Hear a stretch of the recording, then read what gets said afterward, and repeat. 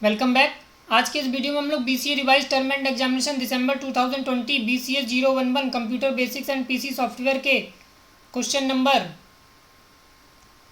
1C को discuss करने वाले हैं, जो कि आपसे क्या कह रहा है, what is the role of main memory in a computer. ठीक है, आपको मेन मेमोरी का रोल बताना है कंप्यूटर में क्या होता है। Why is it called RAM, how is RAM different from ROM. और ये आपका देखिए 4 मार्क्स का है। तो देखिए जैसा कि आपको नाम से ही पता चल रहा है, मेन मेमोरी है ना, एक ऐसी मेमोरी जिसका आपके कंप्यूटर सिस्टम में मेन रोल हो, है ना, वो मेमोरी आपकी मेन मेमोरी कहलाती है ना, जिसको हम लोग प्राइमरी मेमोरी भी बोलते हैं। तो देखिए रैम और रोम दोनों ही आपकी प्राइमरी मेमोरी है। और प्राइमरी मेमोरी क्या होती है? प्राइमरी मेमोरी वो मेमोरी होती है जिनके बगैर आपका सिस्टम वर्क नहीं कर सकता, है ना, यानी कि विदाउट रैम और रोम आपका सिस्टम वर्क नहीं करेगा, है ना। ऐसी मेमोरी आपकी प्राइमरी मेमोरीज कहलाती हैं। सेकेंडरी मेमोरीज वो मेमोरीज जिसको हम लोग ऑक्सिलरी मेमोरीज बोलते हैं, है ना, जिनसे आपके सिस्टम पर कोई इफेक्ट नहीं पड़ेगा, लेकिन आप अपनी सुविधा अनुसार उनको यूज करते हैं। जैसे मान लीजिए पेन ड्राइव हो गया, CD हो गई, तो ये सब चीजें आपकी सेकेंडरी मेमोरीज हो जाती हैं। क्यों? अगर आपके पास पेन ड्राइव नहीं है तो क्या आपका सिस्टम नहीं चलेगा? चलेगा ना, लेकिन रैम नहीं है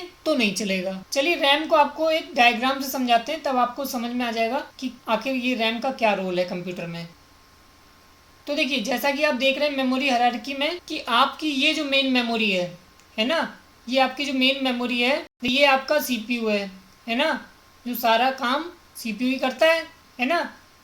और उससे डायरेक्ट अटैच है आपकी मेन मेमोरी, है ना। और ये आपके इनपुट आउटपुट प्रोसेसर हैं, और यहाँ पर आपका मैग्नेटिक टेप्स और मैग्नेटिक डिस्क है ना। तो कहने का मतलब ये है, अगर CPU को कोई भी डेटा मेमोरी से लेना होगा, ठीक है, तो वो कहाँ से लेगा? मेन मेमोरी से। वो डायरेक्ट हार्ड डिस्क के संपर्क में नहीं आएगा, यानी कि जब भी CPU को जरूरत होगी वो कांटेक्ट करेगा मेन मेमोरी से। अब इसके पीछे भी रीजन क्या है वो भी हम आपको बता देते हैं। देखिए इसके पीछे रीजन ये होता है कि CPU का जो साइकिल टाइम होता है ना, वो बहुत फास्ट होता है, यानी कि CPU बहुत फास्ट वर्क करता है ना। और अगर आप उस डेटा को हार्ड डिस्क से फैच करेंगे तो उसमें टाइम बहुत लगेगा, है ना, तो उतनी देर आपका CPU आइडल स्टेट में रहेगा। तो अपने कंप्यूटर की एफिशिएंसी बढ़ाने के लिए हमें मेमोरी हायरार्की का यूज करना पड़ता है ना, डिफरेंट टाइप की मेमोरीज यूज करते हैं। अब देखिए साथ ही साथ आप समझ लीजिए कैश मेमोरी का भी यहाँ पर है ना। तो देखिए CPU के साथ डायरेक्ट अटैचमेंट कैश मेमोरी का भी होता है, ठीक है, और कैश मेमोरी का अटैचमेंट आपका मेन मेमोरी के साथ भी होता है। अब देखिए कैसे होता है। जैसे सपोज होता क्या है कि फर्स्ट टाइम आपको किसी चीज़ की ज़रूरत पड़ती है, ठीक है, तो आप उसको फैच करके ले आते हैं, ठीक है, तो लाने का काम कौन करेगा? मेन मेमोरी, है ना। तो मेन मेमोरी ने हार्ड डिस्क से डेटा उठा लिया, ठीक है। अब क्या होगा, जब सेकेंड टाइम आपको ज़रूरत पड़ेगी, ठीक है, तो वो क्या करेगा, वो आपका टेम्परेरी होल्ड हो जाएगा आपके कैश मेमोरी में, है ना। और कैश मेमोरी इसलिए लगाई जाती है ताकि आपकी एफिशिएंसी और बढ़ जाए सिस्टम की, है ना। ये काफ़ी फास्ट मेमोरी होती है ना, in comparison to main memory, ठीक है ना, जिस वजह से आपका सिस्टम काफ़ी फास्ट वर्किंग करता है ना।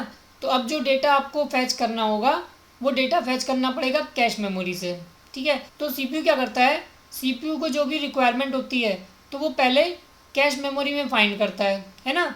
जैसे होता नहीं कि अगर मान लीजिए आप टेबल पे कुछ काम कर रहे हैं, तो आपको अगर कोई चीज़ ज़रूरत पड़ती है तो पहले आप टेबल पे ही तो देखते हैं, है ना। अगर जब टेबल पे नहीं मिलती है तब आप अपनी सेल्फ वगैरह खोलते हैं, तब वहाँ से निकालते हैं, है ना, और सेल्फ से क्या करते हैं, फिर अपनी टेबल पे रख लेते हैं आके, ताकि आपको फिर से ज़रूरत पड़ेगी तो आप वहीं टेबल से उठा लेंगे, है ना। तो वही सेम काम यहाँ पर कैश मेमोरी कर रहा है ना, कि ताकि बार बार मेन मेमोरी से आपको डेटा ना फैच करना पड़े, ठीक है ना। तो ये कहानी होती है मेन मेमोरी की। तो सारा काम कौन करके दे रहा है CPU के लिए? मेन मेमोरी, है ना। जो भी डेटा इसको फैच करना होगा वो मेन मेमोरी से आएगा, है ना। और कैश मेमोरी तो आपकी सिर्फ स्पीड को बढ़ाने के लिए होती है ना। जो मेन रोल होता है वो आपका मेन मेमोरी का होता है। अब देखिए मेन मेमोरी जो होती है उसको रैम क्यों बोलते हैं, ठीक है।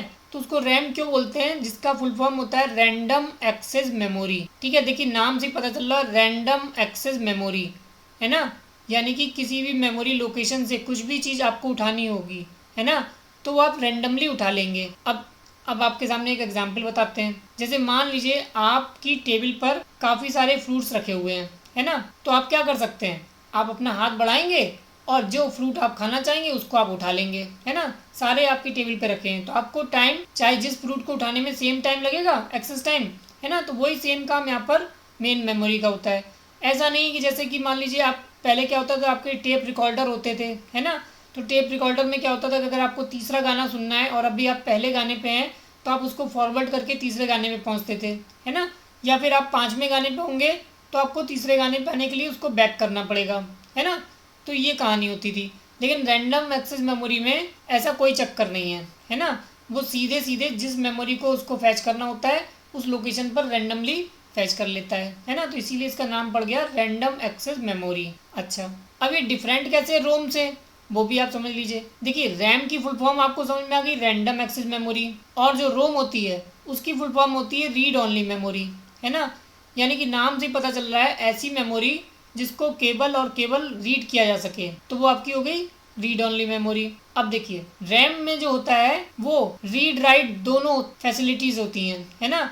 यानी कि आप रैम में राइट भी कर सकते हैं और रीड भी कर सकते हैं, लेकिन रोम से आप केवल रीड ही कर सकते हैं।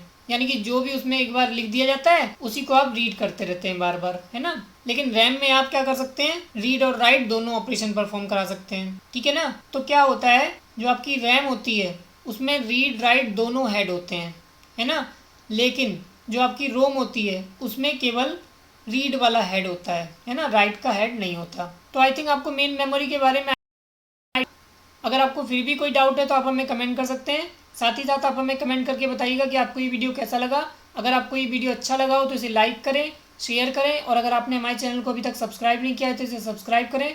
और हाँ, बेल आइकन पर क्लिक करना ना भूलें ताकि आपको नेक्स्ट वीडियो की नोटिफिकेशन सबसे पहले मिल सके। Thank you.